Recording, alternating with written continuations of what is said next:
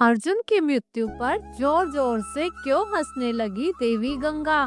महाभारत का युद्ध जीतने में श्री कृष्ण की चतुराई और धनुर्धर अर्जुन के पराक्रम ने एक अहम भूमिका निभाई थी। यदि महाभारत के युद्ध में पांडवों की ओर से श्री कृष्ण और अर्जुन ना लड़ रहे होते तो शायद पांडवों की जीत होना मुमकिन नहीं था। लेकिन क्या आपको मालूम है कि महाभारत के युद्ध में अहम भूमिका निभाने वाले अर्जुन स्वर्ग यात्रा में जाने से पहले भी एक बार मर चुके थे। इसका मतलब ये है कि अर्जुन की अपने जीवन में 2 बार मृत्यु हो चुकी थी और उनकी मृत्यु के दौरान देवी गंगा जोर जोर से ठहाके लगाकर हंसने लगी।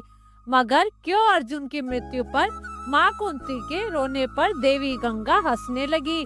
क्यों खुद भी एक माँ होने के बावजूद भी देवी गंगा दूसरी माँ के दुख पर ठहाके लगाकर हंस रही थी?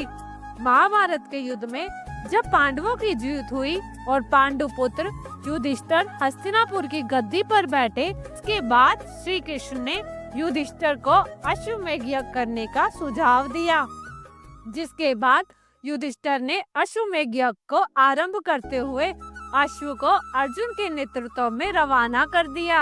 अब जिस दिशा में अश्व चलता जाता उसी के पीछे पीछे अर्जुन और उनकी सेना भी चलती जाती।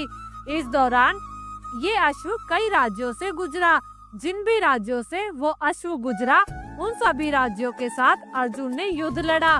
कई राजाओं ने तो पहले ही अर्जुन के आगे घुटने टेक दिए थे, लेकिन कई राजाओं ने ऐसा नहीं किया, जिसके बाद अर्जुन और उसकी सेना द्वारा युद्ध लड़ा गया। कई राजाओं को परास्त करते हुए अर्जुन उनके राज्यों को जीतते चले गए। ऐसे ही कई राज्यों को अपने अधीन करते हुए अर्जुन मणिपुर पहुँचे, जहाँ पर उनका सामना हुआ भ्रुवाहन से। आपको बता दे, भ्रुवाहन अर्जुन और चित्रांगद के पुत्र थे। अपने पिता अर्जुन के राज्य में पधारने से वे काफी उत्साहित थे।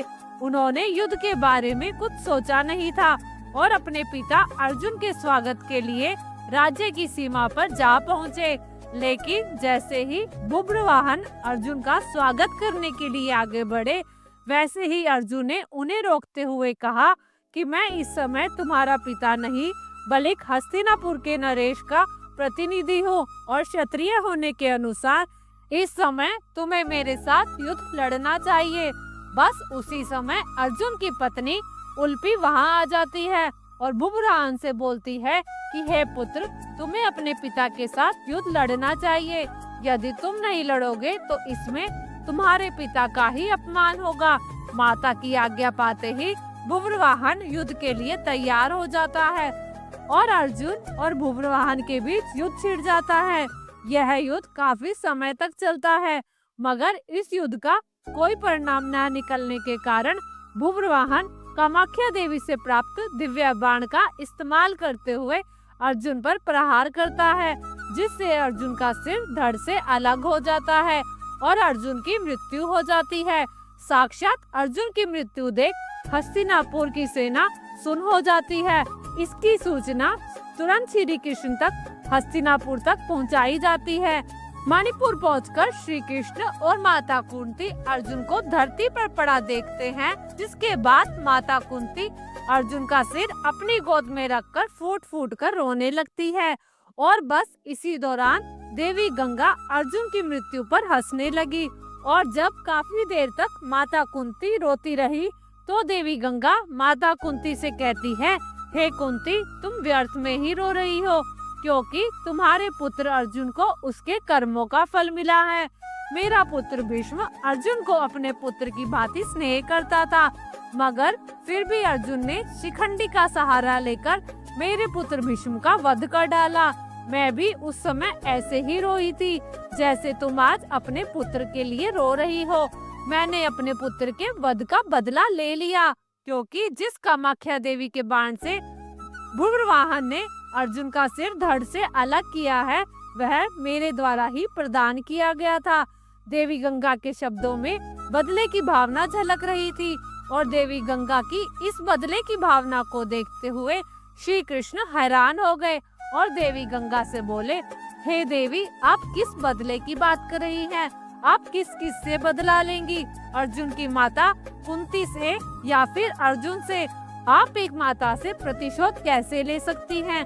यह सुनकर देवी गंगा ने श्री कृष्ण से कहा, हे वासुदेव, यह तो आप जानते ही हैं कि अर्जुन ने उस समय मेरे पुत्र का वध किया जब वो निहत्था था। जब अर्जुन का ऐसा करना उचित था तो अर्जुन का वध उसी के पुत्र द्वारा कराकर मैंने क्या गलत किया? फिर श्री कृष्ण देवी गंगा को समझाते हुए कहते हैं कि पितामह यह भली भांति जानते थे कि यदि वह जीवित रहेंगे तो उन्हें कौरवों की तरफ से युद्ध मैदान में आना होगा और ऐसे में पांडवों की जीत होना नामुमकिन था। इसलिए उन्हें खुद को मार्ग से हटाने का निर्णय लिया और अर्जुन को वह स्थिति बताई जिसमें वह अपने पितामह की मृत्यु कर सके। यहाँ तक कि जब अर्जुन उनका मुकाबला उनके पुत्र भुब्रवाहन से हो रहा था तो उस समय भी उन्होंने भुब्रवाहन पर प्रहार नहीं किया, सिर्फ भुब्रवाहन के प्रहार को रोके रखा और साथ ही भुब्रवाहन को कामाख्या देवी द्वारा दिए गए बाण की लाज रखने के लिए अपने प्राणों की आहुति दे दी। अब श्री कृष्ण द्वारा दिए गए तथ्यों को सुनकर देवी गंगा सोच में पड़ गई और उन्होंने श्री कृष्ण से अर्जुन को पुनः जीवित करने का मार्ग पूछा, जिसके बाद श्री कृष्ण देवी गंगा को उनकी प्रतिज्ञा वापस लेने को कहते हैं। जिसके बाद देवी गंगा ने अपनी प्रतिज्ञा वापस ले ली और अर्जुन का सिर धड़ से जोड़ दिया, मगर अभी भी अर्जुन के प्राण वापस नहीं आए थे।